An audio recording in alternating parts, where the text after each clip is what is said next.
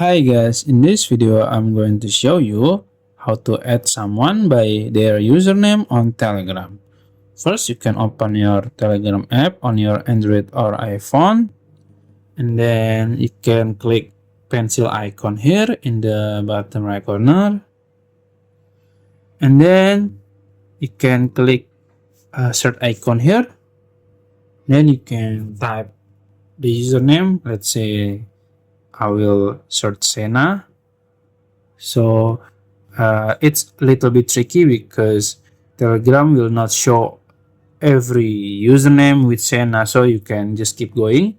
Let's say I found my what I want to search at this one, Adira Sena, and if you want to add them, you can just go to their profile here, click the name, and then you can click three dots in the top right corner.